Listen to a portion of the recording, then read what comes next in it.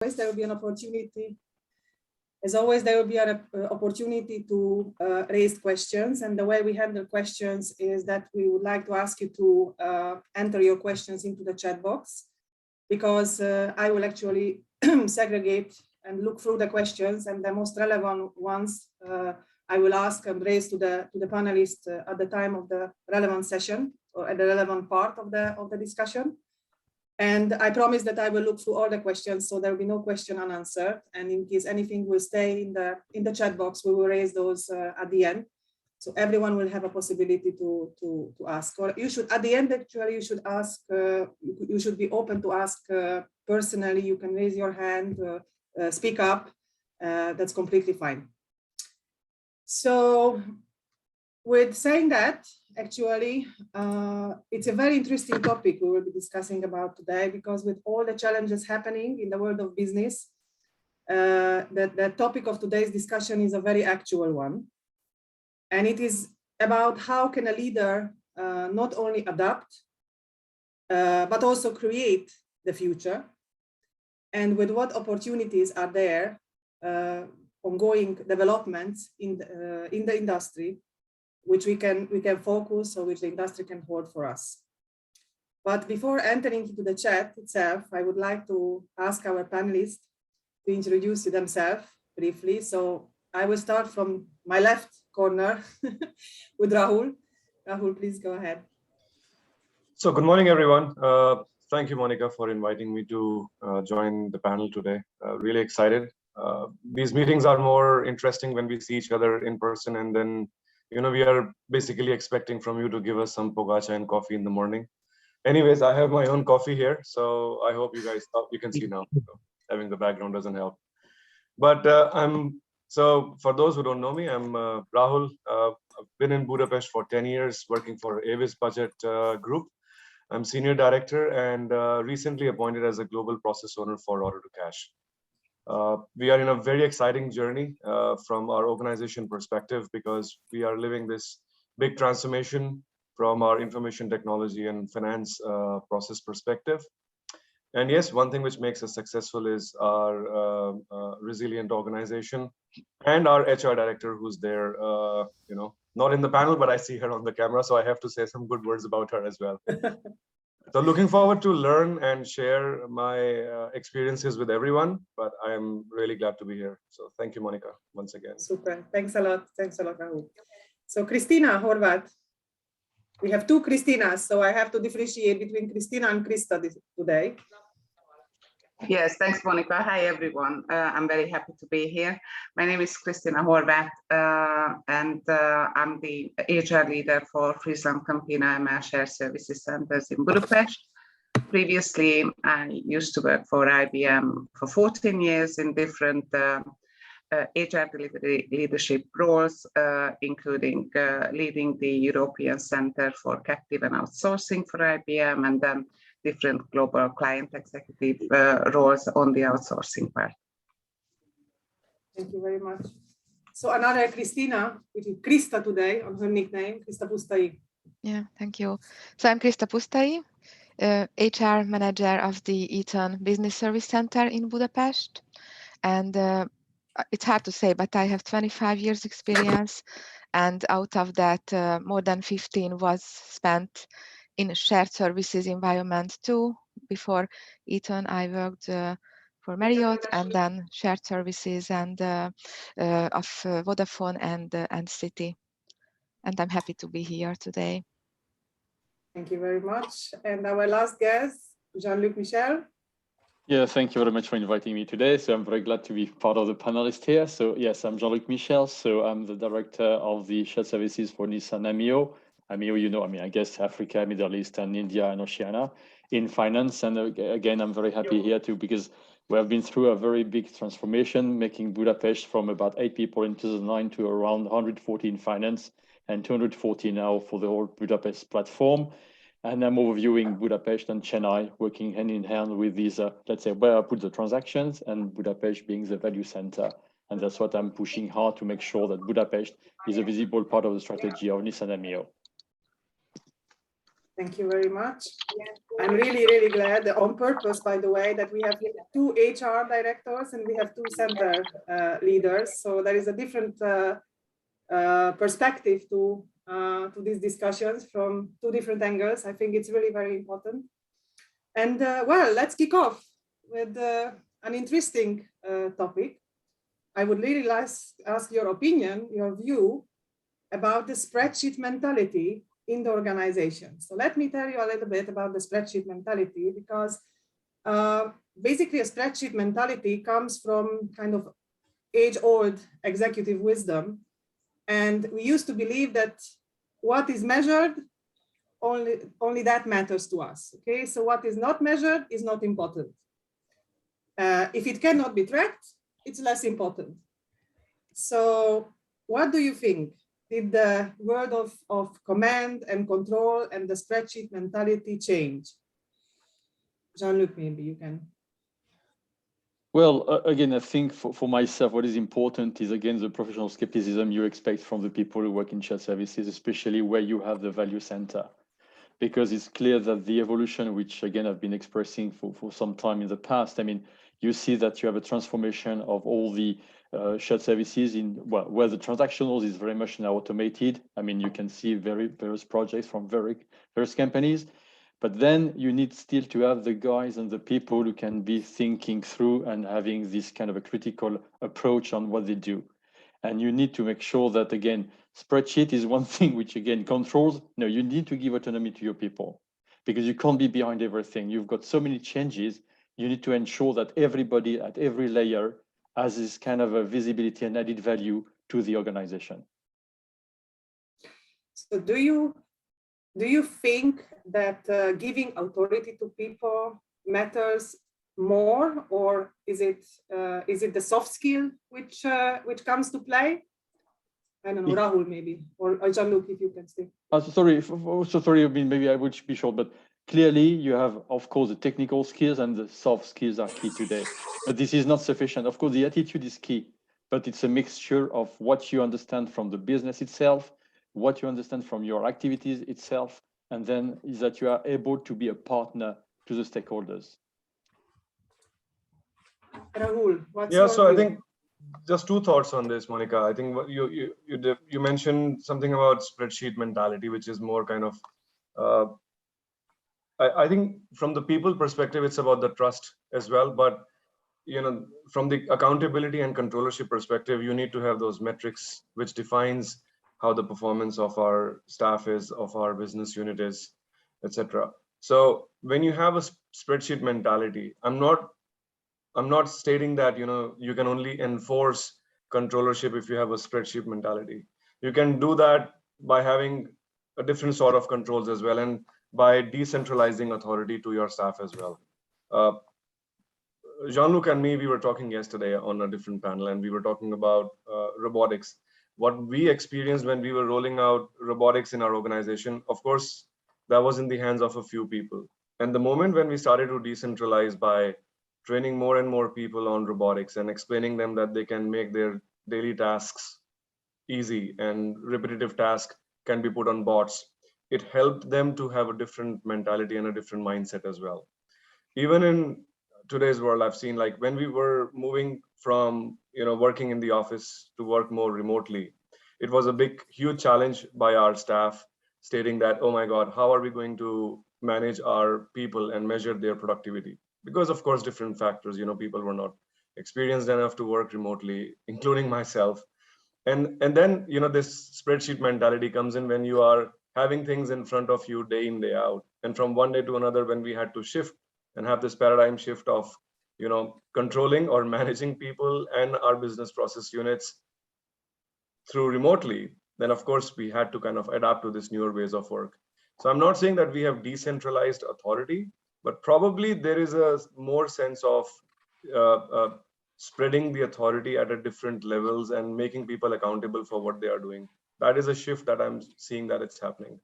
And Monica, if I can add from HR point of view, I absolutely agree with Raul that this quick change with COVID and shared services could go 100% home office from one day to another, their people and numbers and productivity numbers were extremely important. And I truly believe in human approach, people are first, but I also think that HR also needs to support and present some numbers and show the people numbers. So it's definitely a connecting tool with business in important decision making.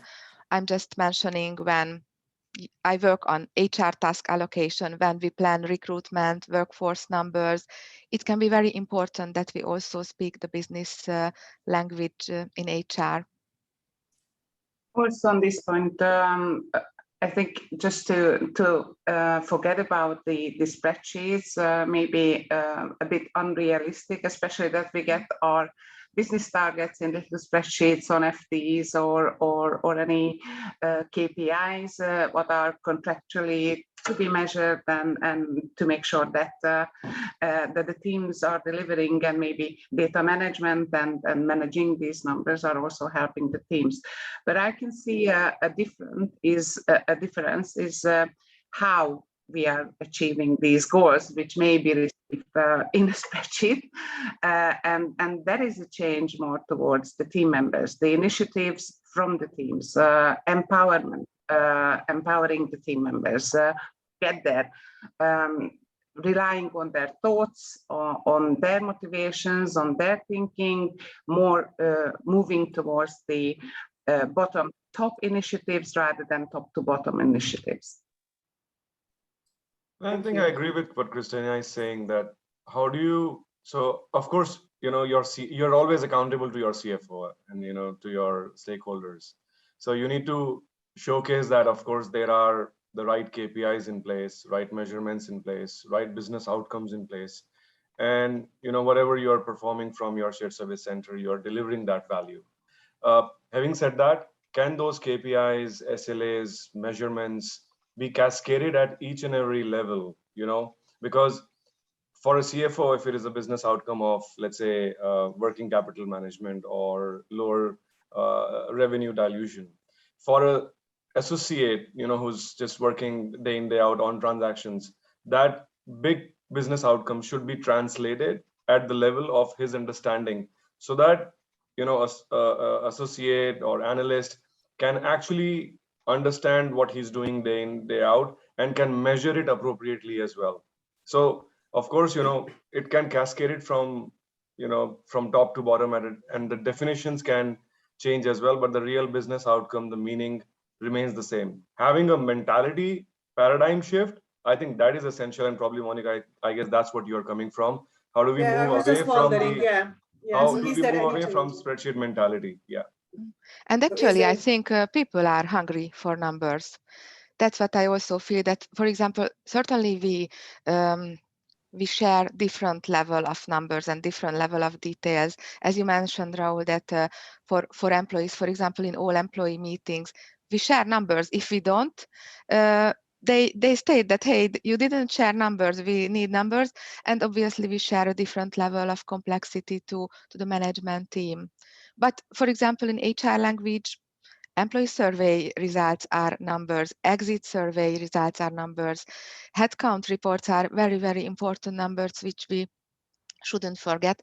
I don't say that we only think about numbers, but it's very interesting to see that if you talk also in the language of numbers to your people, for example, just in the team of HR, they start thinking in numbers and they start planning based on facts, which is good.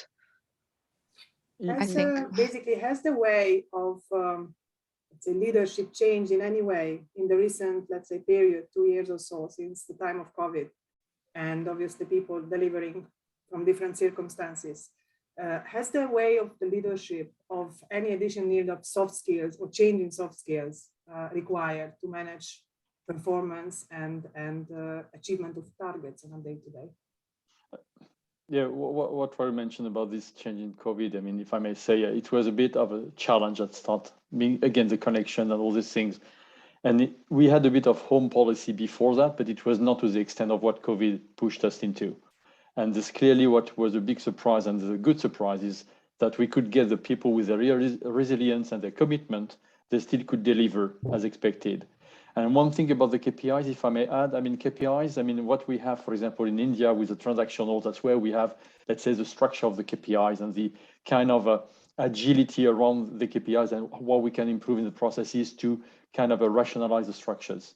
When you have on the value added, if you take Budapest, and that's what I'm driving Budapest into, that's very much where you have the stakeholders to give the kind of a feedback. You have the auditors giving the feedback. You have the tax auditors giving the feedbacks. You have the, again, the functions giving their feedbacks. And that's on a regular basis. And if you add this to the Global Employee Survey, if you add this on the voice of customer, these kind of things, you have for the value added activities, that's where you get more of this kind of a KPI structure where you see the numbers, how good you're doing, how good you deliver. It's not the grid of, like, let's say, 100 KPIs you would see through the transactional. Okay, so that's, I think that's important what we've been deploying in Nissan. So that is the way of, from your side, basically experiencing and sharing information. And what is the takeaway from the employees? So what's your experience of did it change through the change of your leadership style, of the way of sharing information? But I think, again, yes, we had to change a bit. You have to be more flexible when people don't want to come to the office, for example, for A, Y, Z reasons, you know. As long as you see the deliveries coming, it's still a kind of a transition for me. Okay, I'll be honest. I mean, we started with this full home office kind of activities like 18 months ago. I'm still thinking, I mean, I'm pushing, like, come back to the office months after months with whatever variant is coming. So, I mean, what I know today, what I've embedded into my organization, because we've been expanding at the time of the COVID as well, which was not that easy, but my office is a 60% capacity. Yes. Petra, can you please set yourself to, thank you very much. Oh, sorry, Bocanat. So I implemented a 60% capacity for the office in Budapest already. I translated, let's say, the benefit of home office better deployed, because we have demonstrated the deliveries and so on, giving more autonomy, more flexibility to the teams, so more empower.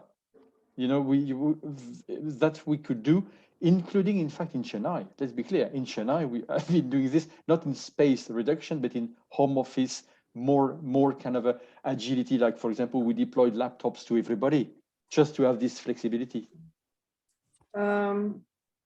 Yeah, I think just back to my original question, sorry, because I am still there, whether anything has changed in terms of the way your employees react if you talk and you approach the team differently now, with maybe additional or different soft skills you may use as a leader on day-to-day in the changed environment. So how do they react? You need to, as we talk about performance, we talk about spreadsheets, we talk about targets. Targets will always there, will always be, you need to achieve, right?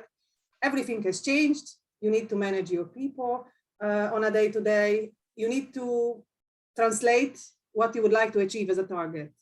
So from what I understood is that there is slightly a different way of what you are doing today. What do you experience from the employees? So what is the initial reaction when it comes to targets, achievement, performance, numbers? How do they react now? Yeah, the layers of management have been maintained. What I mean, you have the weekly calls, you have the daily calls, you have all these structures have been maintained. The main difference is the fact people are working distancial. Okay, that's the main difference. But you have this close kind of visibility. Plus, we organize time to time office kind of a work, you know, one day every 2 weeks or these kind of things to keep the cohesion of the teams. Because what is important is face-to-face at one point is important. With COVID kind of secured, but we try to encourage also that time to time the teams gather together. Christina. Yes, and I think these COVID times have also taught us and reinforced us to use different leadership techniques and styles. So as Jean-Luc mentioned, also keeping the teams together became a different challenge than it used to be before when we met in the office, and it was much easier. So that's for example, one area. The other area I think is we have to develop as leaders our listening skills even more in the virtual environment. How can we really reach out to our teams and sense them as well and listen to them? So, for example, mental health issues or lower periods in the quarantine periods with COVID became more frequent than before, and how can we help the team in that situation? That was a big question, and we had to support them and help them. When we were talking about, of course, flexibility, home office is one part, but what other things meant flexibility and support to them? So, for example, many of our colleagues everywhere have children, and many times during this COVID period, children were at home from school, children here and there, and the husband or the wife is at home working. So it has been a hectic period for them.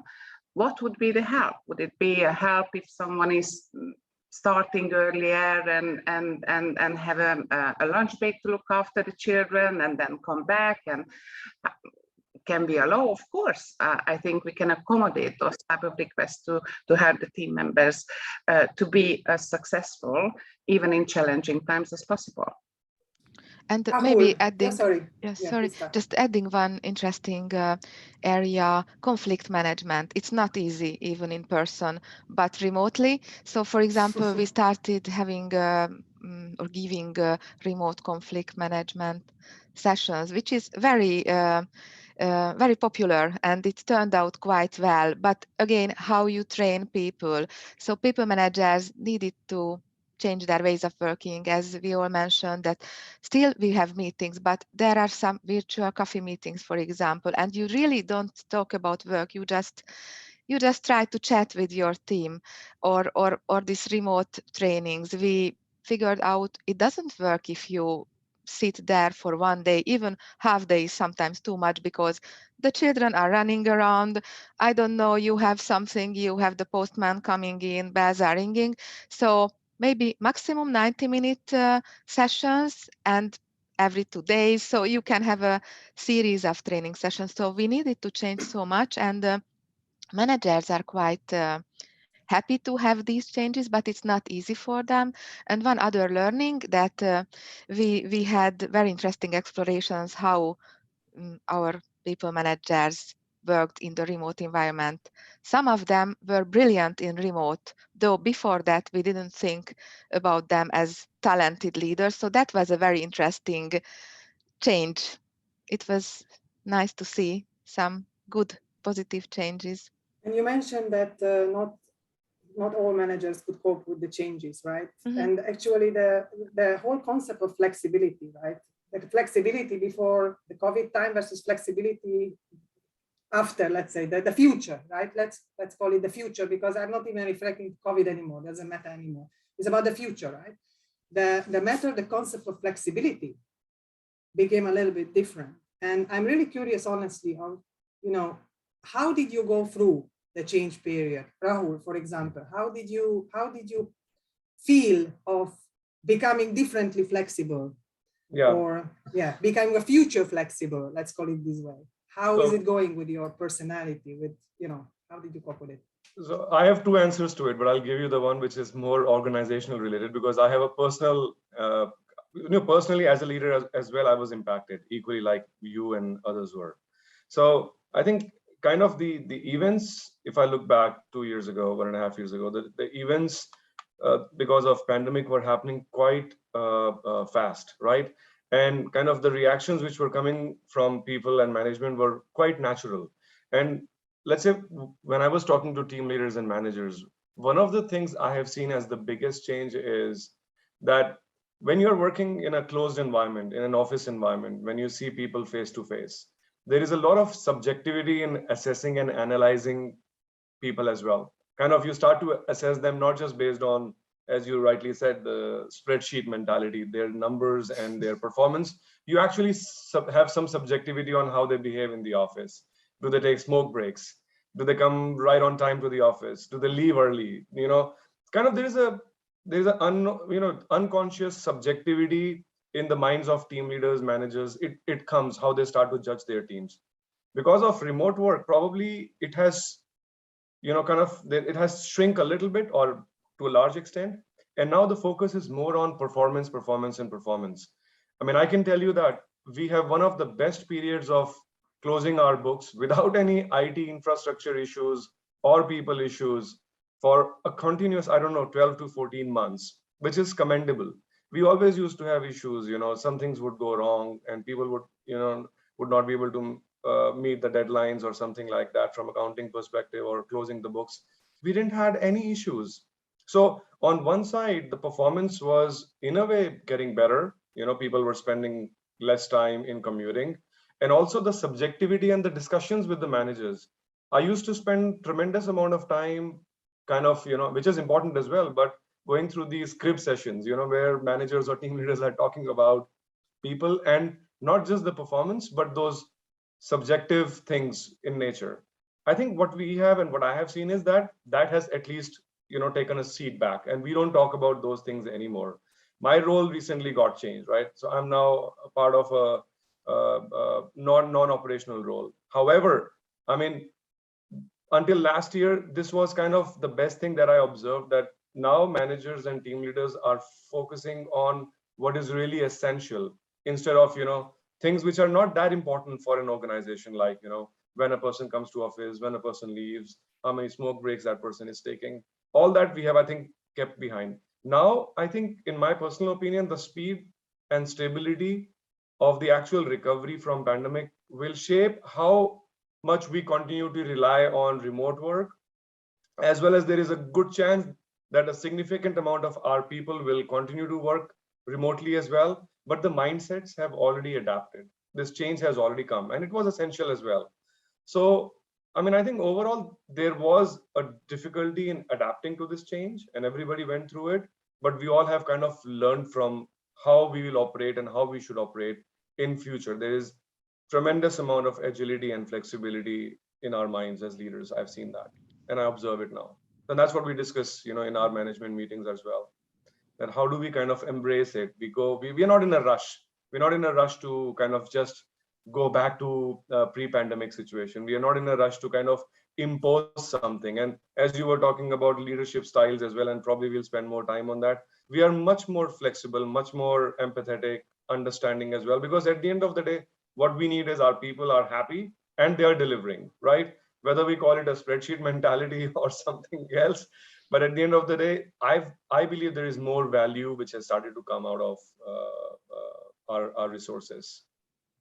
And just, are we more empathetic now than we used to be? I'm really curious, honestly. I don't know, Christa, then you maybe start. Are we now more empathetic than we used to be? I wanted to say something else, but I think, yes, at least we need to be more empathetic, and EQ will be very important. But I wanted to add on this flexibility piece that it's also an interesting learning that it's so diversity perspective.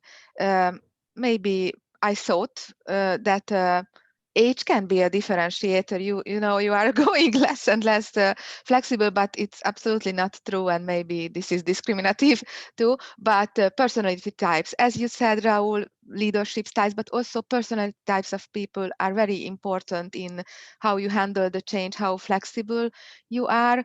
And we not only operate in remote mode, but our new joiners joined us and still join us in totally remote mode. And I still remember in my earlier workplaces when some young people or new colleagues joined us and they had only remote manager. We were worried about them. Oh, how will they survive? How can they set up the connection? And how will they work and start operating? No, it's normal.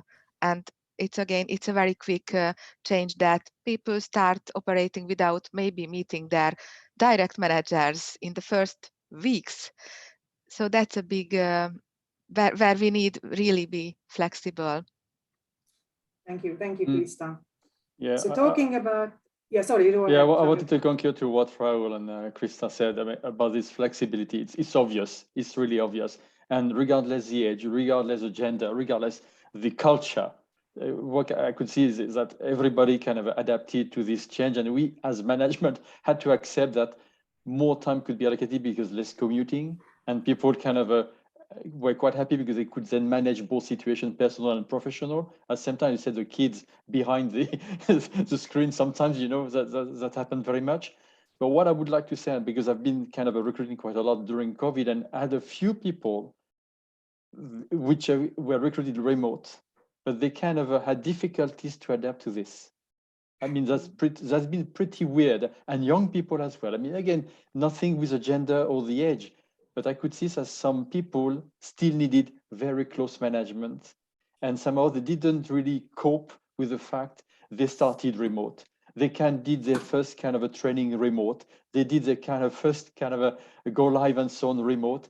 I mean, after 3-4 months, some people said, no, it's enough. And also what I've seen, people joining, thinking that maybe now living outside of Budapest, it's easy going to a Budapest office. But sometimes you have 2 hours drive, you know what I mean? So again, there's been an understatement, especially for newcomers, for some of them to adapt to the organization. So we have to show more flexibility, definitely. I mean, I agree, Jean-Luc. I mean, the other day I was talking to some of the new joiners in our office, and I think it's really difficult. And I met a person who said that, hey, I joined the organization almost, I think, 11 months ago. Like, wow, okay, so 11 months ago, joined my organization, and it was the first time I was seeing the person and how excited this person was. So we need this human touch and interactions and, you know, social interactions as well, which is what is lagging behind. And it's not just in the work environment, in schooling as well. You know, students are getting, we are lucky ones, kind of, we have been in the industry for a very long time. We know what it takes to be in the office and be with the peers and our employees. And now for new joiners, imagine who are coming straight out of university or who graduated, let's say, in early 2020. And it's almost like, you know, kind of almost 2 years for those people that they haven't really experienced what it takes to be in a corporate office environment. And that's the biggest challenge. How do we integrate and help them to integrate and understand the real kind of values and strategy of the organization? All they are seeing is their one boss, maybe some group meetings virtually, and that's pretty much. That still remains a big challenge for us. That, and I don't know if, you know, Christina or Christa, you want to add, how do you, I'm sorry, Moni, I'm not taking over your job, but no, don't worry about that. It is a chat. No, don't worry. Okay. Yeah, how do you manage, you know, kind of when especially with the new joiners, because that becomes a real challenge. How do we help them to integrate with us? Yes, now also, so for example, in our organizations, we have grown by 40% last year in the COVID period. So a significant growth for the organization, a huge project with a huge focus, and 150 new starters within 6 months. And it was a big question. How can we integrate the new colleagues? The success of the big project is dependent also on our colleagues and how they're integrating into our organization. So what we've planned carefully as much as possible, and obviously we had the COVID waves and so on, but we thought, and I can't thank enough to my HR colleagues as well for their commitment and their help to make it happen. But we identified that the new starter onboarding is a business critical activity. So we were in home office most of the time, but to meet our new colleague, we went in. We showed the office. It may have been an empty office, but we showed around. We tried to put that human aspect around it so they feel as welcome as possible in the given environment. Also, we work together with the operational teams heavily to make sure that they have a prepared plan for the new starter with a body, with a structured training plan to integrate the new colleagues as much as possible. We all understand it's very, very challenging, but overall it went well in our example. Actually, also in our case, it was obvious that HR needs to be there on site, even if it was a 0% office presence. And we went very quickly, and this is again how you needed to adapt to changes. And we went very quickly to a different method in onboarding, because we used to have a full 1-day onboarding day, but it went down to the minimum but necessary HR basics, IT, and EHS is a hot topic at Eton. So these were the key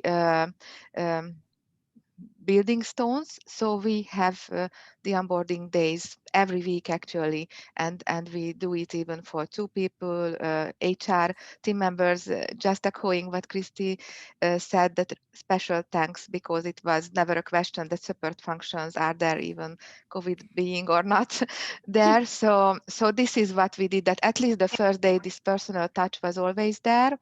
And obviously those managers who are on site were there and met their colleagues and people. But I mean, normally we live anyway in a regional global environment. So there are some managers who cannot meet their people in Budapest anyway in person, even if no COVID is there, they cannot be there every day. What these managers try to do, though, due to COVID, there are quite big travel restrictions. I think it's normal everywhere.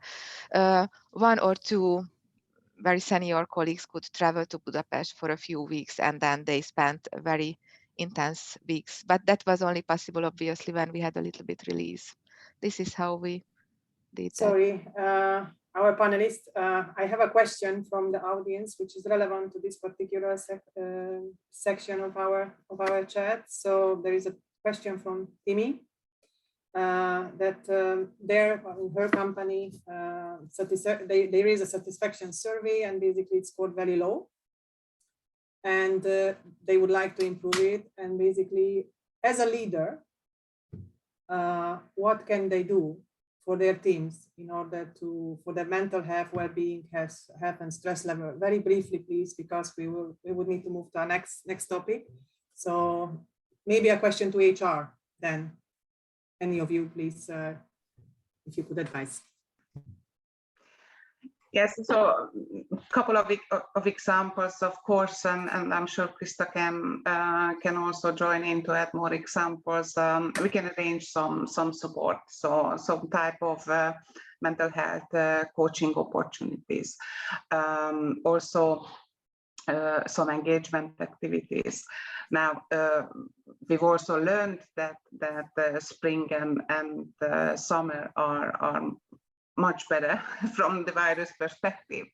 So how can we also support and reinforce those activities which are helping the teaming, helping the lowering the stress levels, such as team building, such as maybe summer parties outside, anything which is helping this this period to ease what is behind typically during the winter time. But moreover, what I can also re-emphasize is each and every managers and leaders' importance to listen to the teams and sense and feel and help the teams on the spot when they are feeling that their teams are a bit stressed out. How can they ease the pain? If there are significant business pressure, how they can help the team once again to take it on and change it into another dynamic. So I think it's perhaps even more needed in the virtual environment when again these little things may not be that easy to spot, but if we start to really use this practice and reinforce these techniques, then we should be able to catch the early signs before it's getting escalated in our teams or in one individual team member. I guess we will refer to this or similar advices for one of our topics on the panel as well, because we'll come back to what is more important, what kind of skills are more important to be closer, to become closer to our teams and sense them better. But before we enter there, we have a surprise question to our audience about the leadership style. I will ask my colleague Gabriela to raise the first question of our poll. I would like to ask our audience to answer the question. So, are you aware of the concept of servant leadership?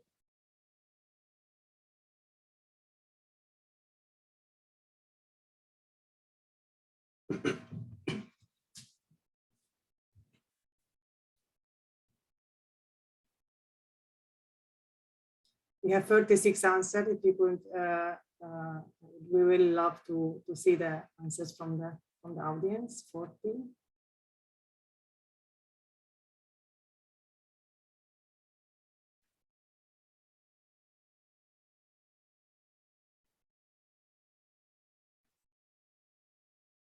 Okay. Let's see the results. Please share results, Gabriela. Can you see the results? Yeah. Yes, everyone? Yeah, so it's a very interesting result, actually. So half of our half of the audience voting for this question is aware about the concept of servant leadership, and another half is not. So it was very interesting for the panelists as well. So Gabriela, if you could stop sharing the screen, please. Thank you very much. So the servant leadership is the style of the leadership where the leaders basically prioritize serving the greater good. And what this means in the factual life, that they basically don't prioritize their own objective, but instead they serve basically, the leadership puts the employees and their needs in the forefront. And I think it comes very, very close to actually a question coming from Tini originally, right?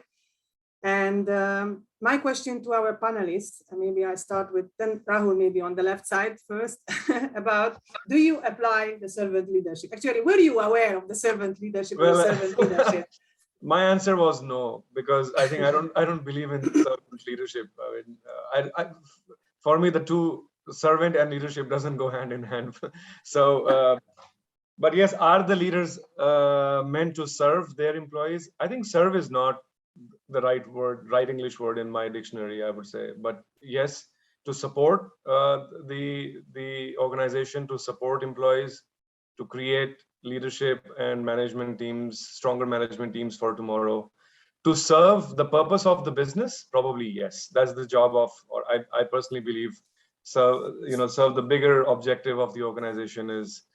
But having a leadership style, I personally don't think so. I would advocate servant leadership style to anyone. It doesn't apply on me neither. As an individual, I think I'm a more situational leadership kind of a person, because I think it changes and I adapt it as per the situation demands. But in the organization, if I look overall, are there leaders who are more following as this kind of a style based on the dictionary meaning? Yes, there are. And who are those people in general? I mean, I think a lot comes from the fact that if you are believing in being liked by your employees, being liked by your employees and everyone, and you believe that if you kind of serve them and just do the purpose or solve the purpose and their problems and always there for them, kind of that will help you to grow personally and will help the organization. There are leaders I've seen, but more at a junior level, I would say, not at the senior management levels.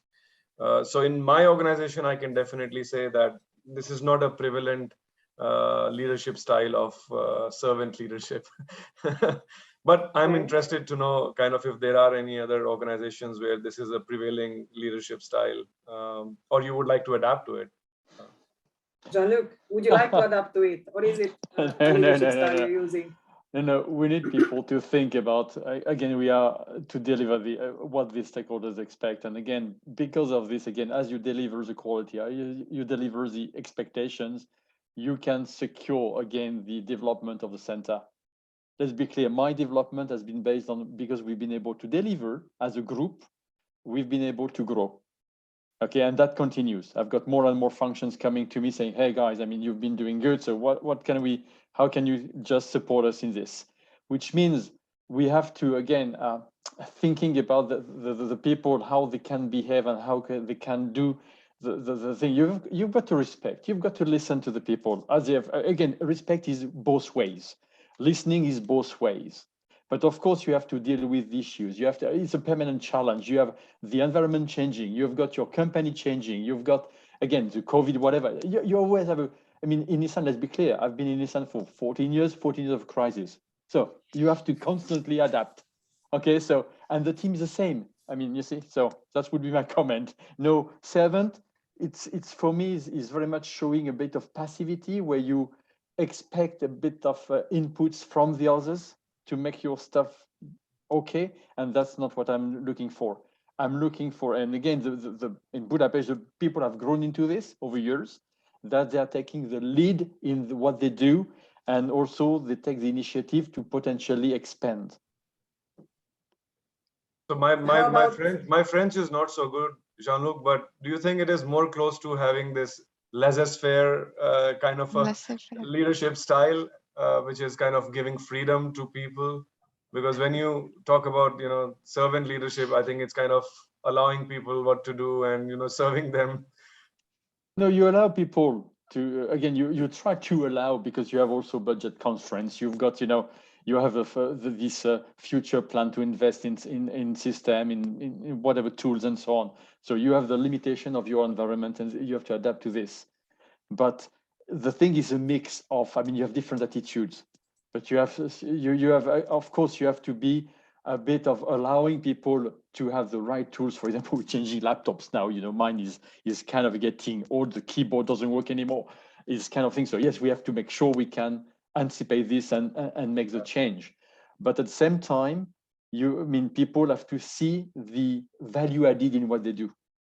And value added is linked to this kind of a, let's say leadership it's at all levels, different style, different kind of expectations.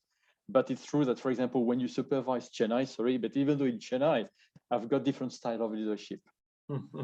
If I can add from my perspective, I don't think I can tell what type of leadership does our whole organization does or serve, because I also believe that different leaders have different styles, and that's good because we have a good combination of all type of styles. For me, servant leadership's positive side is the thinking out of the box, because then you don't only decide on your own leader direction, but you also listen to people. Though I agree, we have to balance that, because it can hurt sometimes and it doesn't pay back always. So we really need to balance with that. But I think considering more perspective, listening to the people, but we are speaking without taboos, and we have to be very honest. Our colleagues and in the shared service environment, they are demanding. They watch us. We have to walk the talk.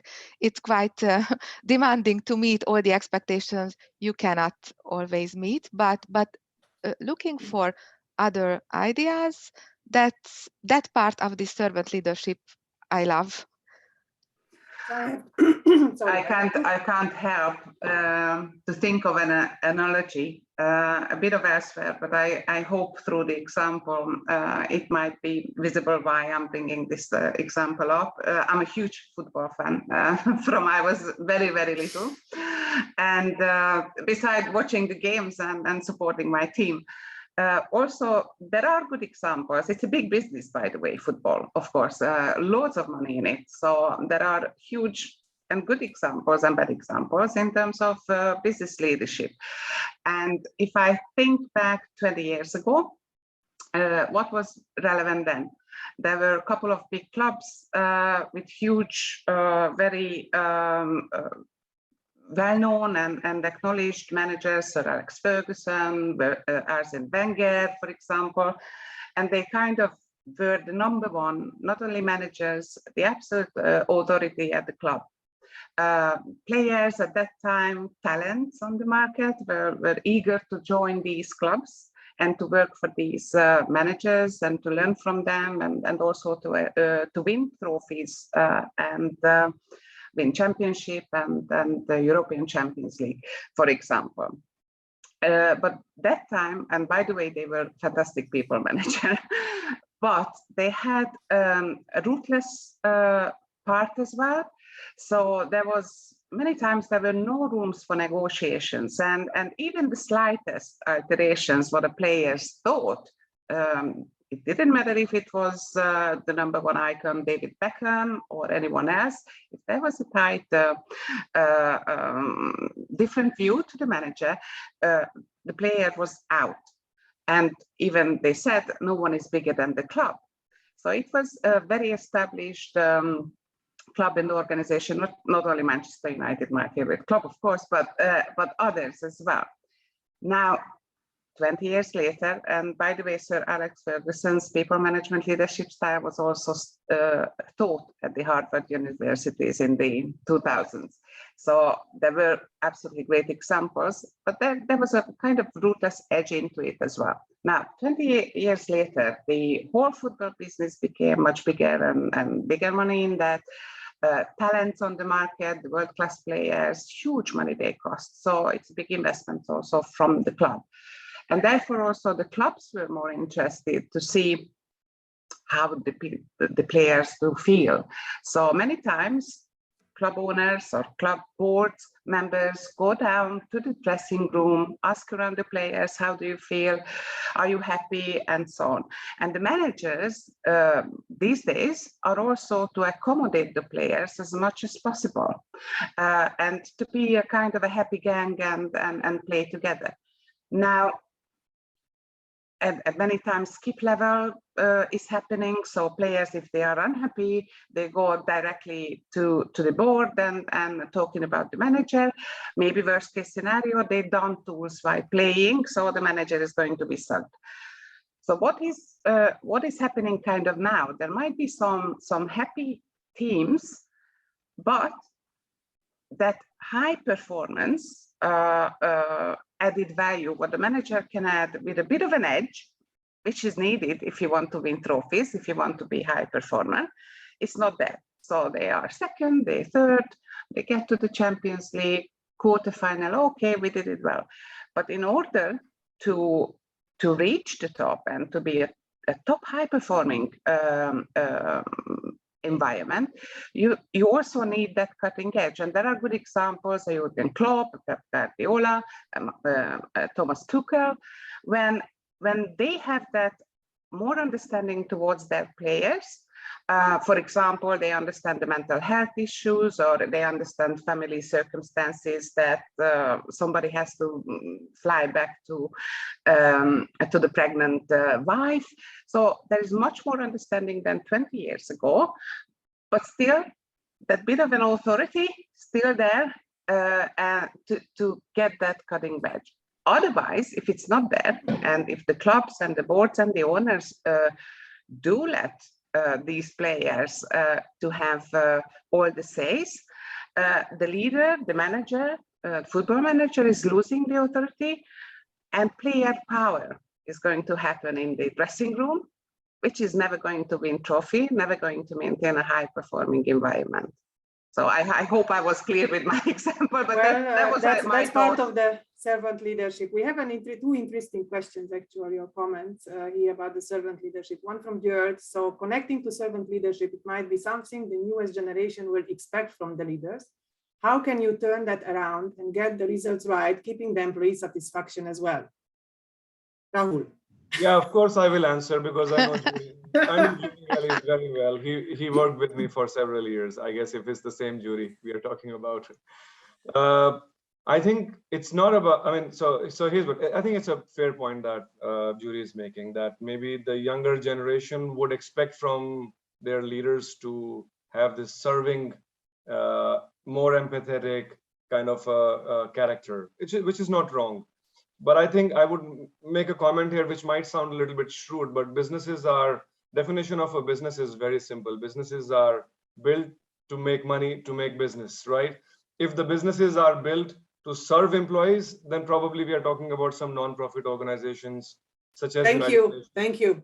Such as HOA, such as United Nations. You know, maybe, you know, it's a comment I should not be making on such forums, but I'm just going by the book here right now. Now, Okay. I'm not saying that, and I have very respected HR directors, and I want them to look at me not like somebody who's a very shrewd leader, but that's the fact of life. At the end of the day, I'm not denying the fact that serving employees is not important.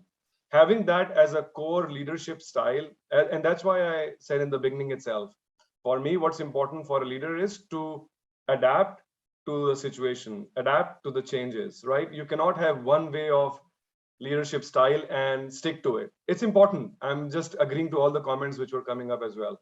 So yes, you need to be more empathetic, more agile, cater to the requirements of your employees, understand, listen to them. But that doesn't mean that you need to adapt to a full-blown servant leadership style and then only look at employees factor. No, we can't do that. We need to make business as well. It's a really tough competition out there, right? And between shared services, we are killing each other, taking our resources, poaching each other. And of course, if we are only catering to, no, we are a serving leader, we won't be able to survive at the end of the day. Is it? I think it's the right balance. So as I mentioned, the most successful leaders are also having that balanced view and act.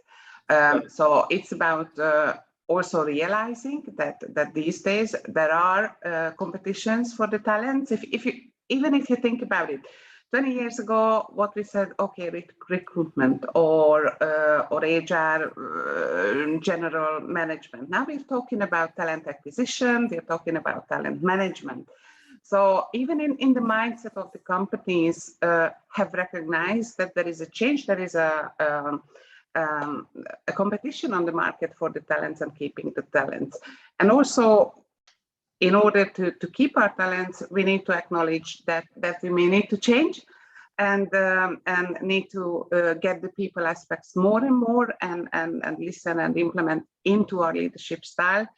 But on the other side, as Raul mentioned, there will be business objectives. There will be tougher decisions in the right time. So how can we balance that as leaders, both aspects? Right.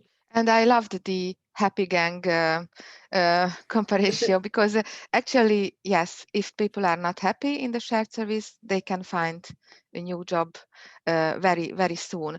I just would like to put a challenging question, and we don't need to answer, but it's just to ourselves. Aren't we raising our children currently as servant parents? Because I am, maybe others are not, but this is also how the new generation is developing. So we will need to adapt to that. And I admit I'm a snow sweeper parent. I want to do everything and I want to meet the demands. I'm a servant parent. And they are going to be the new generation. And this is what I see also around me and my friends. So maybe if we think about that, we will need to adapt to this new style and new expectations. We will need to be servant leaders in at least partially.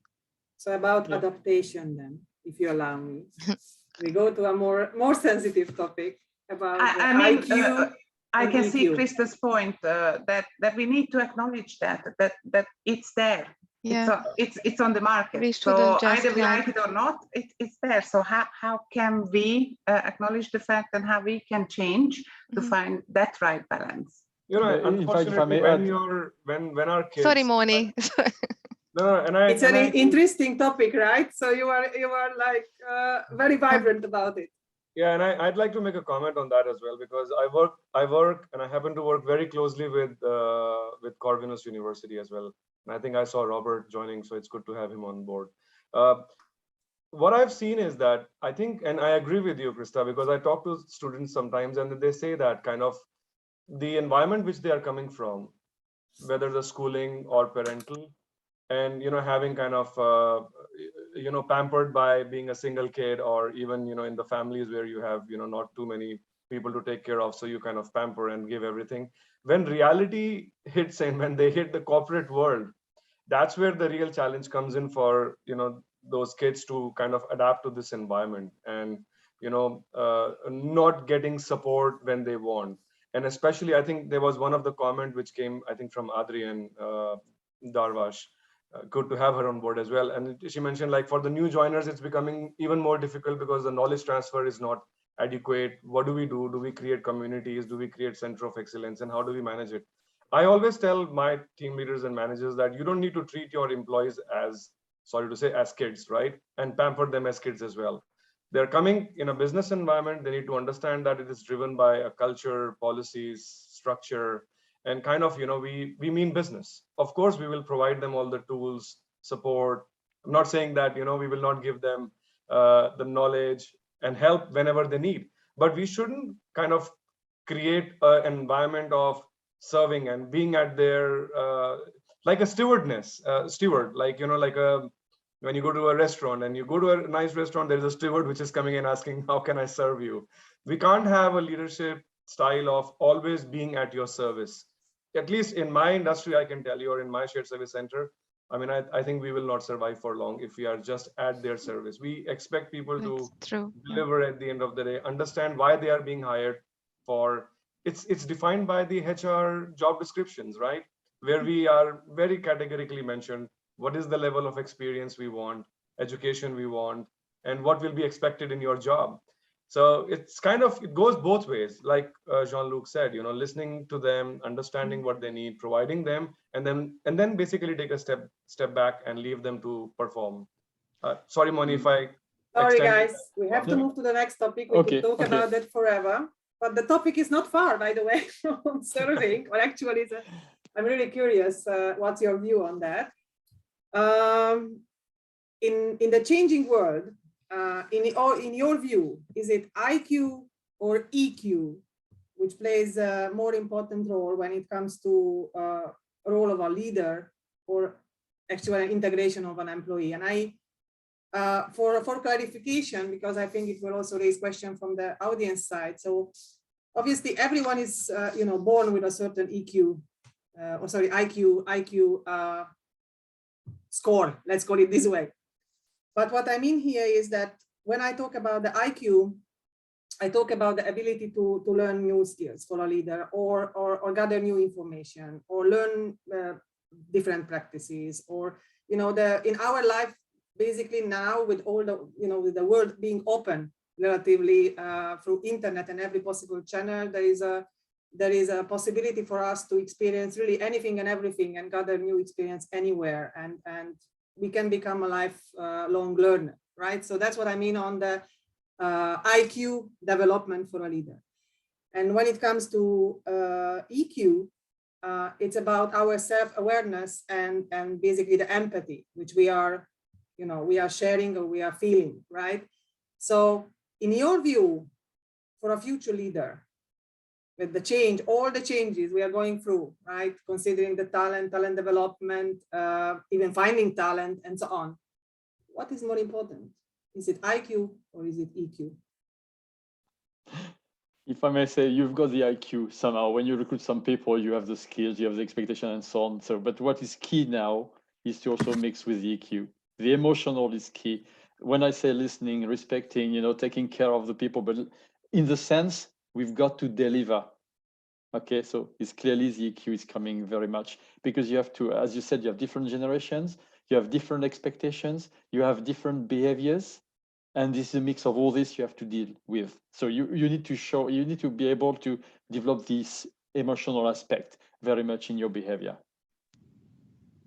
In a good case, Moni, I think it should be balanced. IQ is also important, so you are appreciated as a leader, but EQ is very, very important and more important. And maybe from our HR side, how we can support managers in this with sharing best practices, because EQ is a good question how you can improve or develop, but maybe you can you actually improve EQ? It's a difficult question. I think there are some hopeless cases, I have to admit, or at least we see sometimes, but no one is hopeless, we should say, if we are HR. I think you can share best practices, really good examples. You can help people meet with same challenges, but in case of current environment with mental health challenges, you really need to be well equipped with EQ and for such solutions. So imagine the real life situation, right? So someone with very high IQ, but very low EQ, I could, sorry to say, imagine is a genius leader, but could be extremely rude. It really doesn't care about the employees. It is kind of a black and white scenario, right? So that's how you can imagine it, more or less. Someone with low IQ and high EQ could be very confident, but still doesn't really care about people. I think it's once again, as Christa also mentioned, it's about the balancing act as a leadership. So I think both are important, and don't even underestimate the need of our team members from a leader in terms of high IQ as well, where they would need that decision-making strategy, making the target management, helping them with target management.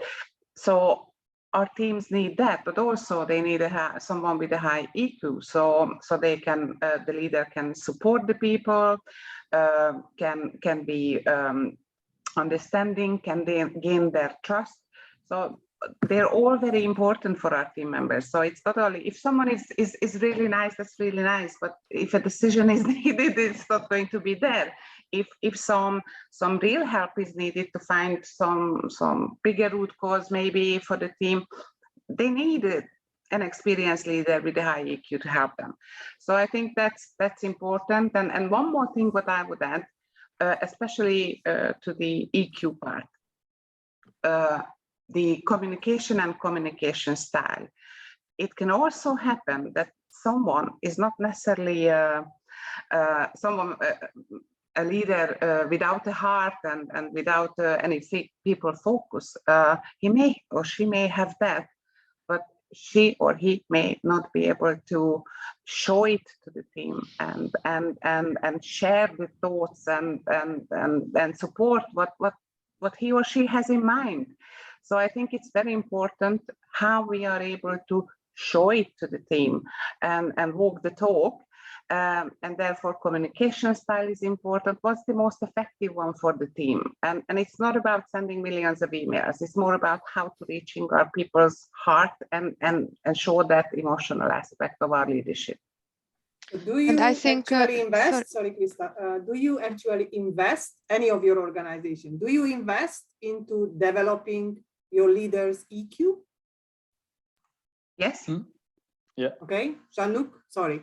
Yeah, for example, we have in our objectives for everybody in the organization, we've got this kind of are you able to influence others? Are you able to work as a team? Are you able to communicate? You see, everybody has got this kind of objectives in their kind of annual evaluation.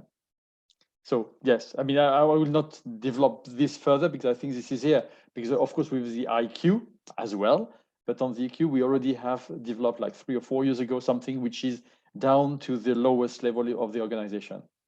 So how we are helping, for example, our line managers, so whoever has a team to manage is also arranging some, not going to name it, but different tests on personalities. So they are fully aware of that. And they're getting it directly, so not the line managers or not us. It's for them to help their development. And also we are providing through certified coach individual programs for them to use that personal test as a best and to develop it to the next level. And of course, EQ and team management is a huge part of this development program. Christa. Yeah, what I wanted to add that I think EQ is a building stone of our social life and social connection. So it's very important. And because we probably all have very young leaders in our shared services organizations, for them, it's very important to have EQ to be able to lead successfully. For everyone, it's very important. And very similar to Christy, we have a coaching program and individual coaching program for our mid-level management. And that was dedicated to people, all our mid-level managers got it, received it, and still getting it. And it's very popular. It helps a lot. And plus, there are some team coaching or group coaching sessions when they can also share best practices, share challenges. Plus, on employee level, we introduced some peer coaching so colleagues can help each other with same difficulties. So this is how EQ maybe can be supported. And on business head level, HR partners have important role in helping with EQ and some solutions for managers. But IQ is very important because demanding colleagues also need professional appreciation of their managers. So if you don't care or don't know anything about the business where you are leading, you will probably never be really appreciated. Plus EQ is also needed, so it's not easy to be a good leader nowadays. Actually, you just raised the next thought in my brain of the future of the HR business partner, or what the HR business partner will be in the future, because I think that could be a long discussion as well of what is needed really from HR perspective as a support and the future of learning development in general. But it's just pop up of my mind. Sorry, listening to you, Christa. So Rahul, from your perspective. So I think I totally agree with Christina and Jean-Luc. I mean, just to, if I have to summarize it, I think in our shared service environment, the kind of services that we provide, it is imperative that we have a balance of both IQ and EQ. That's absolutely imperative, because our let's say our customer care department, they are the brand ambassadors for our organization. If they only have IQ and they don't have the emotional quotient, they will never be able to empathize with the problems of customers, and they will only be business driven, and they will be kind of making the customers really, really unhappy. On the other hand, we have accountancy and we have financial people. If they have too much of EQ, then maybe the balance sheet will not be reconciled ever, because they will be saying, oh, just some ledger just came, I can make a manual journal entry or so on, need to meet the deadlines. So jokes apart, I think there should be a balance of IQ and EQ on the type of jobs that our people perform. And when I talk about leadership, for leaders, it becomes even more important to have a balance on that. I think an IQ can bring you to a certain level of success in life. And I see my own example. If I would be shrewd, only business driven, not taking care of empathy, not having 2 years to listen to people, I would not be going further or far in my career. I think I can only move further once I have a balance of both IQ and EQ, because that is how I can kind of look at an overall picture. And I think that's the bottom line for me, that as you grow and become a leader in your life, and then you become a role model for your people, your organization, it is really important to have a balance of both. And I think Christina rightly said, you need to show it as well. It's not that telling yourself I have both IQ and EQ. You need to kind of walk the talk, show it in your business meetings, show it on your town halls, and kind of lead by example that yes, you have both emotional quotient as well as intelligent quotient. And in future, I think a spiritual quotient is also coming, because people are too much working from home, doing yoga, going towards spirituality or whatever. And soon we will be talking about IQ, EQ, and SQ as well, probably in future. I think I was reading an article 2 days ago, and there was written, will SQ be important for leaders?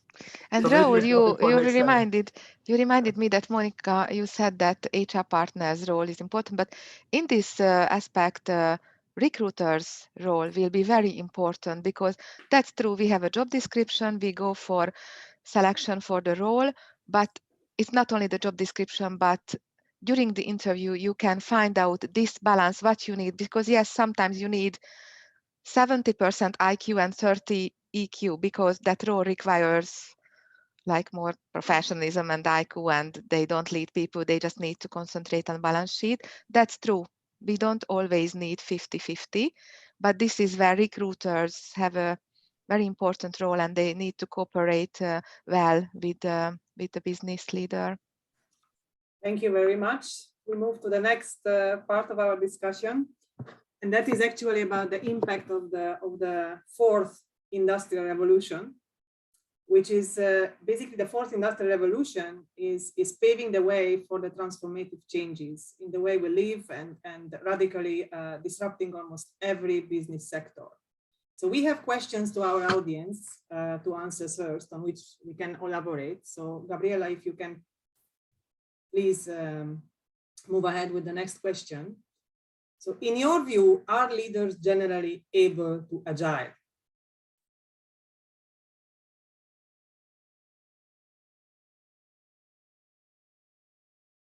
Yeah, a lot of answers coming.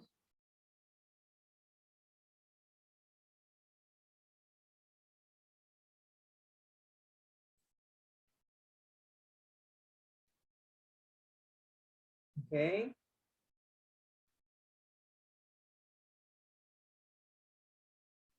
Can we show the results, Gabriela, please?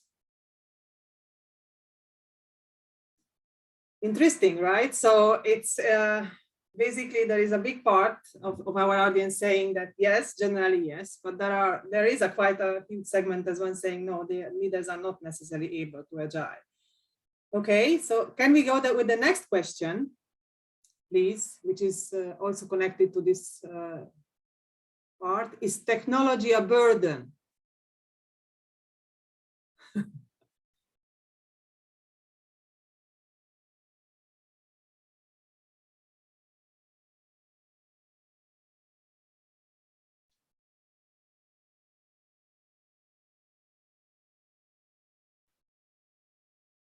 Very interesting results. In a minute for you. Yes, can we please share the results, Gabriela? So as you can see, the bigger part of our audience say, well, sometimes it's a burden, right? There are a few people saying, well, it is what it is. I have to deal with it, but it is a burden. And then big portion as well saying no. So coming back, thank you very much. Coming back to our panelists. So what is your personal view on the first question? So are leaders able to agile? Rahul? Do we have any other option not to be agile? I think we will not be able to sustain and survive if we are not agile. That's how I think. Kind of, you know, our businesses are transforming quite fast. The customer behaviors are transforming and changing quite fast as well. So we need to adapt and show the agility with the equal amount of pace or even faster sometimes. You know, I come from car rental industry, from the travel industry. So we were adversely hit by the pandemic. Our customers, imagine when they would travel, nobody wanted to see a human being to rent a car, right? They wanted that, okay, I go to the rental station, pick up the key somehow, and just take the car, which is clean. So imagine that's a big transformation that the business was going through. Digitization became the first and key priorities. All those initiatives which were working very slowly were almost delivered within 2 months or 3 months of time. So shared services and leaders as well had to be agile to cater to those ever-changing environment as well as transforming it quite effectively and fast. So I don't definitely agree that our leaders, you know, maybe the question should have been that should leaders be agile, and 100% everybody would have said yes. Maybe it's a very personal question you asked in your SSC. On purpose, and on purpose actually. And yeah. Somehow indirectly in your answer, what I feel, and that's maybe just my personal takeaway, is that you said, do we have any other chance? To me, the translation of that is, if I'm not agile, I will never survive as a leader, meaning I find a better opportunity for living because I will not survive in this environment. Can we say that? Yeah, no, I mean, I think if I can rephrase to what I said, when I say that, do I have a choice, is because I think this is the need of the hour as well. And I understand that this is something which is not, I am forcing myself to be agile. This is how the world is evolving, and we all need to be showing agility as well as embracing the change and adapting to the new norms and to the new world. It's a very individual thing. Yes, there are leaders who can adapt to the change, who can accept and embrace the transformation which is happening. And there are certain people, which is again very subjective in nature, that they might not be able to cope up with the pace of the change as well, right? And can those leaders be successful or survive in this ever-changing, transforming world? In my personal opinion, not. That's why I said, do we have a choice? Meaning, yes, there is always a choice that, you are not agile and you are very kind of rigid and you're saying, sorry, that's how we used to work and this is how we always work. No, I mean, those kind of leadership styles and understanding, I think, is not going to survive. That's how I meant. So in my personal opinion and how the organization I have seen where I come from, this is becoming a new norm that we will be transforming, we will be changing. The setup that we have today will not be tomorrow. And we need to embrace it because we are going to improve and kind of challenge ourselves that can we be better in our setup, the way we operate, the way we have our systems and processes. And that's what kind of is the message we try to give to our organization as well. Do you see any difference between generation when it comes to agility, Christina? So just to build a little bit on Rahul's, and I fully agree. In terms of leadership, you have to have that mindset to be agile anywhere to be successful, especially these days when there are so many changes. From an HR perspective, it is also a requirement and very much needed also for the people. I would also add to one point on being agile. I mean, we are not only there to support the people, the business for our organization, but also to ensure that we are maintaining a legally compliance environment. So our agile may have some limitation when it comes to legal requirements at the end of the chain. But other than that, and the thinking definitely needs to be there. Going back to your question, Monica, in terms of generations, if there is any difference. Generational differences. To be honest, in terms of agile thinking, I don't think there is. It's also it depends on the person, no matter how old he or she is, and how he or she would like to evolve with the career and being successful in the business environment. So I think a leader around 58 could be very agile, while a young talent of 25 may not necessarily be. So I think it's more about the mindset and the thinking, how the individual is approaching the role. I truly believe the panel question was around the technical part, and I think the younger generation are much better than us in terms of technical capabilities, and I think we respect them for that and try to learn from them. But most probably we will never get to that level just because it is different how we grew up. It doesn't mean that we don't have a way of working together and utilize the best assets what we both and both generations can bring to the organizations. And to the panel question on the technical part, I'm not really surprised on the answer, to be honest, because although there are many communication channels, technical applications, whatsoever, but the biggest question is, don't we have too much? Is it really helping or starting to disturbing a bit? And it's not necessarily me in my generation or us in my generation, but even maybe our younger colleagues may think as well. So that could be the challenge now, that there's too much information, too many channels to get the information. How to get the right one, how to prioritize, what not to miss, what to miss. Do we need to use all these things? Perhaps that's a big question to the business in the upcoming years. Thank you. Yeah, Jean-Luc, what's your view? Well, to me, to be agile is something which is a need clearly, but it's not something new, to be honest. Because for me, agility is linked to also anticipation. And when you think about what I did in Budapest, I mean, with the team, which I put in place back in 2009, expectations at the time are not in fact the expectations today for the same teams or for the same people. In fact, the people have grown in their roles of this kind of being able to be more proactive, kind of bringing solutions to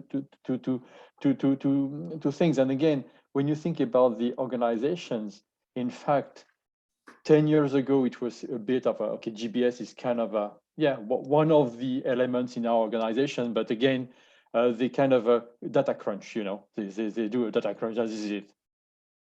Today is different visibility. If I take the finance, for example, or Raoul, you mentioned about balance sheet and so on. So yes, we reconcile balance sheets. We have auditors now in Budapest overviewing the scope of MEO. I mean, you see, that's something which has changed the level of expectations. That's what I think on the agility. So of course, in fact, agility as a leader, you've got to anticipate very much. You've got to adapt yourself. For example, other example, when I kind of started to work on the automation and robots, you had many things back in 2012, 13, 14, with the technology, which was optical thing and whatever, delivering 50%, 60%, something not great, and you were taking bolts, and here you go for a process, you put 15 of them, which is a cost of maybe a labor, a headcount somewhere.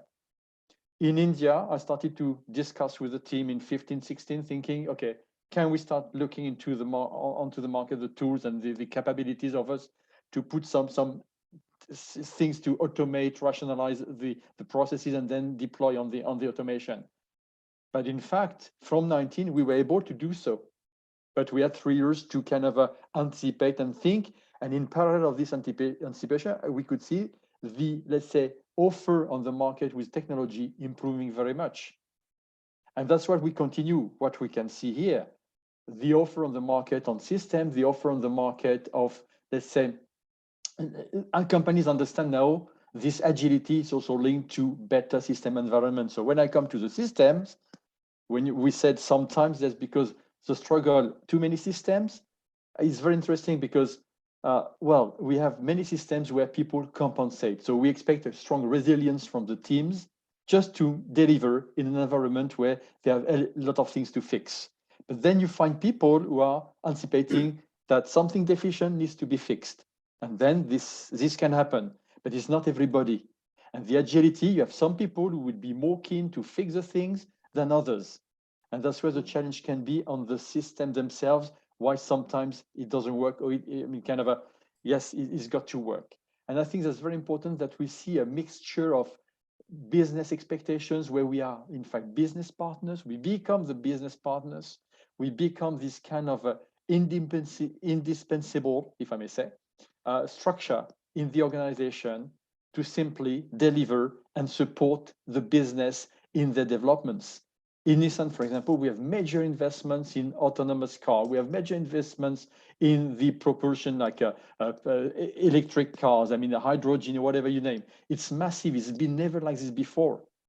So in fact, we need to make sure the support functions are there, because we are on very technical things. I mean, today we're talking about the cafe tax, for example, something which wasn't there years ago. People have to understand what it means. So we're talking about capacity investments. What does this mean? How do we deal with this when we have suddenly a production line which is not producing up to the 100% or 80%? So you see, all this is impacting now in Budapest. So we have no choice but this agility at every level. Of course, the leaders, but the team as well, because I'm not looking at every detail in my organization, but I know my team is delivering in every changes they have to look into. Can I have just a quick HR remark here that, of course, we need to be agile and all our leaders should be. But what came to my mind when I saw the voting result on this agility piece, I think it reflects somehow the ratio of how many agile and not yet agile leaders we have probably in the organization. It clearly reflected. Maybe the question comes here how you can help those leaders, again, with what we said in EQ part, that we can probably help supporting those people who are non-agile at the moment. But we actually, there is a very interesting question from Zoli Dopsai. Our leaders really understand what do they need to be or become agile, and what do you think is needed for the leaders to become agile? I think, and there is a counter question to that as well, that how do we measure agility, right? Is it only the self-reflection? Because there is a terminology that I came across. I was reading an article, is hippoism, meaning is agility just going like a hippopotamus and crashing everything and just going kind of, against the culture and tides because you want to do things faster and kind of change and move things faster. I think the challenge here comes for any organization is it quantifiable to show that you are having agile teams? Yes, it is quantifiable for projects because there are scrums and you can look at the project work stream and value stream and the outcome and the deliveries. But when it comes to measurement of the teams, how do you say and how do you measure that, yes, finally we have created an agile culture? And is there a starting point or end point? Like, how much of agility you want? You want it to be 50%, 60%, 70%, or 100%? And what does it mean? Not destroying everything and being flexible on everything as well doesn't mean that that's 100% agility, because there are certain norms that you cannot have flexibility for. Certain policies, for example, you can't have agility. You can have agility on policies. You can change as per the requirements from HR perspective, but there are certain things you will not change. You would not show agility on that. There was a very good example which was coming, which I came across. How do you, because of the VUCA world, and I think somebody gave that in chat as well, that it's a VUCA world, right? Means we need to have our onboarding agile, we need to have our learning and development agile, we need to have our coaching and mentoring agile, we need to have performance evaluation agile. And I think it is happening. It is becoming more personal, more customized, more towards the Generation Z and the millennials, as you talk about it. It is catering towards that. But the question which still comes as a leader in my mind as well, that fine, we are showing agility.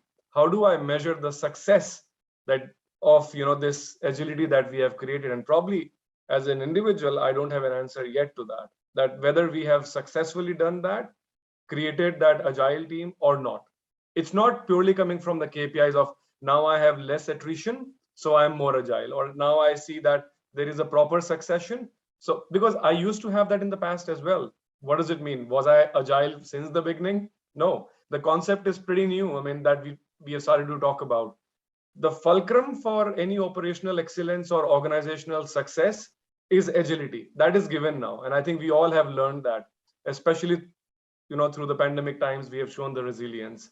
So, but the success criteria is something which is not that much explored, and we still need to find out that what will be that key KPI or measurement where we can say, yes, we are successful. Maybe from people point of view, sorry, Christy, maybe it seems to be a little bit artificial, but I truly believe that probably the leaders' attrition numbers can show something, because you need to be agile to meet people expectation, to be able to retain them. I know that in this market environment, it's not pink, everything, and it's very difficult to retain our people, but maybe that can be a measure, or your employee survey results on certain questions can help you understand how you treat them, how you adapt to changes and things like that. But it's a difficult question, but there are some exit interview, employee survey, attrition numbers. Maybe those can help you with understanding some agility on leaders. For me, when we're talking about agile and agile in leadership, I'm thinking two parts, to be honest. So one is obviously the methodology, what we know, but for me that's much more towards the operational teams. So how it's set up and how the methodology is embedded into operation. But agile, which is somehow, of course, very much linking to the methodology itself, in leadership is more about how we are able to utilize the key concepts. So business partnering, setting up priorities together, right? Following up with the team, helping them to reschedule resources if needed, how we are working cross-functionally. So it's also a mindset. It doesn't mean that a senior leader is in day-to-day agile methodology, but the concept needs to be there. I agree with Rahul to be successful. And maybe just one thing on Zoli's question, that hopefully and probably HR partner can help here, because having or bringing in a a little bit different perspective, looking at with different eye can help leaders to understand if they are agile, do they need to do something differently. Probably this can help if you have a good partner, or even good peers can help you understanding how agile you are or how you can change your agility. But it's a good question, not easy. No, exactly. I think HR support is key on the soft skills. Let's say soft skills, agility is part of soft skills. But at the same time, I think as a leader, I mean, you need to have the vision of, I mean, you're part now of the vision of a strategy of a company. Clearly, what we expect from the people, and that's where the agility is part of the DNA somehow. It's not it will never be 100%. It can be a 2%, 1%, 10%, whatever. But in the behavior of the people, there is always a bit of agility somewhere. Because today we expect people in the GBS to be to understand the business, to understand the changes in the business. That's something which wasn't there 10 years ago, 15 years ago. And that's a major change. While we are talking about visions and business, so in any organization, right, there are multiple stakeholders, and a future leader will need to have a big picture, basically, to understand business, right? And we need to understand all the expectation from whatever stakeholders he's dealing with. So in your view, should leaders in shared services be visionary? Jean-Luc. For me, again, what I've been deploying in Budapest had this in mind in 11-12, for example. I knew one of the potential for the group to rationalize a structure to make it working better was to develop Budapest. And I started to share that back in 11-12, and it was kind of engaged in 16. So I don't know if it's a vision as such, but I think yes. And today I'm thinking about tomorrow's, when I was with the PIOB in 12-13, so that's a US body in terms of regulation of audit work and so on, they were talking about a major change in the, I think, Raoul, you heard me about this yesterday, but it's major.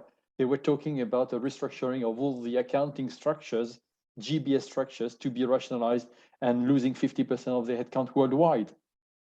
You see, that was back in the time. And so how we anticipate that we have a team, we somehow groom and secure the team as well we have. And I was saying, for example, in Budapest, the vision I have, I know the automation is very much on transactionals. We can do a lot there. That's why I'm pushing the transactional to not Budapest, but in Chennai. Sorry, Raoul, but it's kind of a, you know, it's cheap as a kind of a transition to do the work manually, and then we kind of automate. But for Budapest, it's to keep a lean structure. So when tomorrow comes, with more added value, closing the books, you know, being on the balance sheet, getting the auditors and so on, that I don't have to rationalize my team there because I grew too much. You see? Should leaders be visionary, Rahul? Yes. In the shared service centers? And do they have a courage to? No, of course. I mean, I think it's imperative, as I said earlier as well, that without vision, basically you're like a headless chicken, and you know, you would not have any direction where you're going, and you need to kind of be visionary to show that direction to your employees and to your organization as well. Being rational and visionary is two different things. Yes, sometimes being, you know, like Jean-Luc said, that, you know, I've been kind of quite blessed to be in the organization here in Shared Service Center for more than 10 years, and I've seen our Avis budget group, you know, grew in the same way. When I joined, it was a small 100 people organization, and we grew it to 1,300. And of course, sometimes the vision was good, meaning that, you know, we wanted to do things in the right way with the right pace. You know, you only chew how much you can digest. You know, sometimes we were trying to chew more than we could digest. Sometimes we were taking on more responsibilities, and we were kind of, you know, coming out from the pressure from the group as well, or whatever, but kind of we took some decisions to do things fast, but that backfired, and we could not have a stable organization. But we learned lessons, and that's what probably the vision comes from. If the vision is to be a center of excellence, you know, or an organization which the masses, they look up to joining because they can build their career here and come and improve both personally and professionally. It's a vision. How you kind of achieve it, that's kind of something which the leaders of shared service center, they need to talk about more regularly. It's not just shouldn't be on a piece of paper or nice walls on the boardroom. It needs to be practiced almost every day. It needs to be kind of bring into action with the small things that we do, which are more meaningful and important as well. And it's like, kind of riding the bicycle. You can't just take your feet off the paddle. You take the feet off the paddle, your bicycle is going to stop, or basically your organization will come to a standstill. So it's a continuous process, not just a one-time activity. You have a vision and you forget it. And I think it's important, really, really important, because that's what defines the success of any organization. And I see Damien as our GM now on the on the panel as well, if you would like to add something. And I think we talked about the previously on the kind of bottom to top approach and how it's more and more important in our teams, but also if you're talking about kind of really senior executive global visionary projects, it's also important how senior leaders locally, let it be Budapest or any of the shared services centers locations, come up with some visionary idea, which may totally change. So it's not necessarily only to take one process element to a different country where labor arbitrage could be assessed, but maybe totally visionary, maybe a concept which is to bring in an ERP tool which is helping the whole, or an artificial intelligence which is totally reshaping the original shared service center concept, for example, right?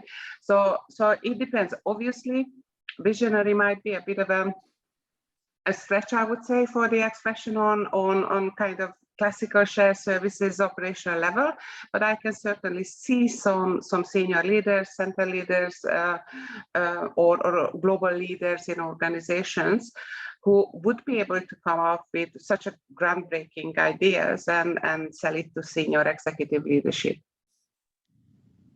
Exactly, I wanted to add that yes, we need to be visionary, but the question was in shared service environment, how much you can be, and I totally agree. We have regional and global environment. We need to collaborate very well. Sometimes our regional leaders need to understand what a shared service is if you are, for example, the only shared service in the region. So you need to be visionary, but you need to be flexible, agile, and need to cooperate with your regional or global colleagues. Thank you. So I have a last question to the panel today, and one of basically the first questions in the chat box as well reflects to that. But before I enter to that question, it is about, in your view, what does effective leadership require when it comes to adaptation and leveraging the differences every individual brings to the table? And in regard to that, we had a question from Parhat at the very beginning. Unfortunately, she had to leave, so she's hoping to have the recording after that, is the importance of diversity. And in a broader sense, in leadership has been even more emphasized in this pandemic time. So what does the panel think about this? Have their companies focus on this? So leveraging every individual around the table and also about the diversity. So I could have your thoughts. Rahul. Yeah, if I can. So I think definitely you need to have at certain stage a bottoms-up approach as well when it comes to formulating the strategy of the organization as well as implementing the strategy of the organization as well. So how it basically works is that you have your head offices or global organizations which formulates the vision and then the strategy, and then it gets cascaded to kind of comes to shared service center as well. Then kind of you sit and you make your strategy to how to contribute to the strategy and vision and targets of the big organization, right? But what I have seen is that we have adapted in the past a bottoms-up approach as well, wherein bringing people together and giving them like work stream leads so that there is more ownership coming from the the employees, and they feel kind of more accountable for delivering and implementing the strategy itself.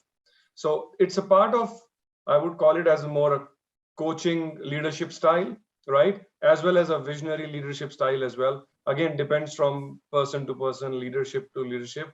But in our shared service center, I've seen that we created this model back in the days, and it was quite successful, where we created small working groups. They got involved, as well as they worked very together with the senior leadership team members who were just giving kind of a sponsorship and overall kind of support how those work streams are working, whether it was in the field of continuous improvement or cost leadership or employee engagement or fun factory or whatever it is. But that really helps to bring engagement of the shared service center at a very different level. Because then when you see that you involve people at the ground level and they start to take those small steps and initiatives to contribute to strategy, kind of the ownership doesn't just lie with leaders or management team, it lies with the larger group and everybody. And I think that's a much more cohesive and supporting operating model, which kind of has worked very well in the past for us. And I think our endeavor will be to have a similar structure in future as well. So I'm a firm believer of not just a top-bottom approach, but having a bottom-up approach as well, where you get more inside-out information, because our people at the ground level, they know it really well, what our customers need, what are the pain points, what do we need to fix first.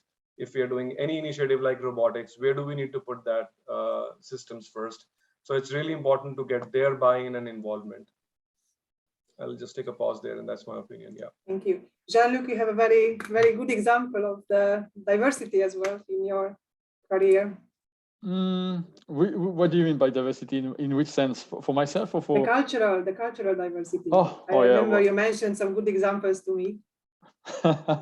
Yeah, well, I spent 7 years in Korea, so now 4 years in Hungary. I'm French. I'm married to a British Canadian person, so you see, so that's a bit of many cultural differences. I've been working also in Chennai very much. So, I think what is important is, as Raul said, I mean, we need to engage the people at different levels, and we need to encourage. In fact, that's why I've got skip level and manager of skip level. It happened to me, for example, in discussion with skip level, that people raise their hand saying they have a problem ABC. What is important is, do you have kind of action plans? Do you have kind of how do you want to fix this? And that's what it's a regular, it's a continuous journey in terms of grooming the people to be more in the action plan mode. So that's where I think that I would add on this what Raul said. But diversity, first of all, I mean, what is a challenge in Budapest is to get non-Schengen employees, let's be clear.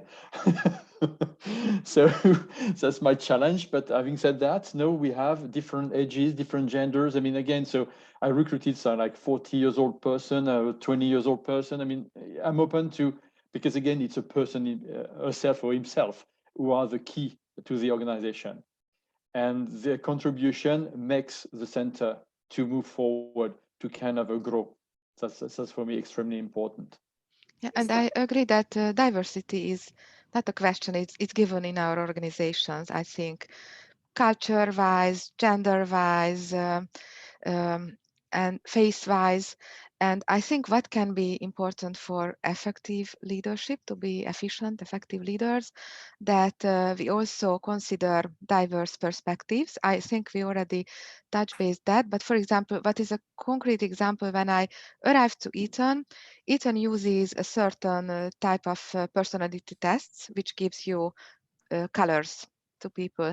And it was so interesting to see that it was so much in the DNS of the organization that everyone seemed to understand each other differently after having these colors. And okay, I know because she is yellow. So people started talking in colors, and it was not discriminative. It was very positive. It was good because they accepted, they seemed to understand it. It got so much in their mind. So that's a different type of approach to be diverse and efficient as a leader to bring your team together.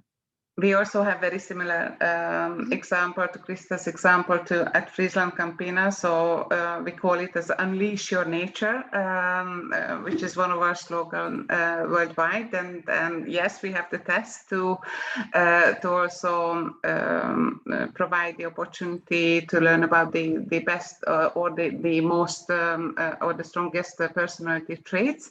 And then also we have different background in teams, so you can reflect your personality, whether you are empowering or intuitive or creative or and so on. And many times the team members are coming into teams meetings, and these backgrounds are helping the discussions or the connections. We definitely encourage cross-functional teams to use it as a tool, especially if they meet at the first time. It's already a hint, perhaps, how you can get the best to that relevant person by looking at the background. Super. So this was the last questions for today's panel, and I will leave the opportunity to audience if there is any questions in addition from the audience. And I'm just looking through our chat box. I think that we answered everyone's specific request. Are there any questions from the audience you would like to raise?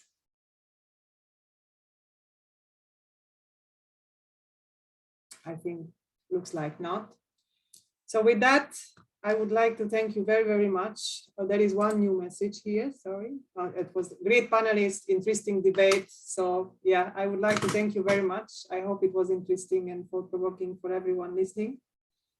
And I hope to see our audience very soon on our next business breakfast. It will be a hybrid business breakfast, so people can join online as well as in person.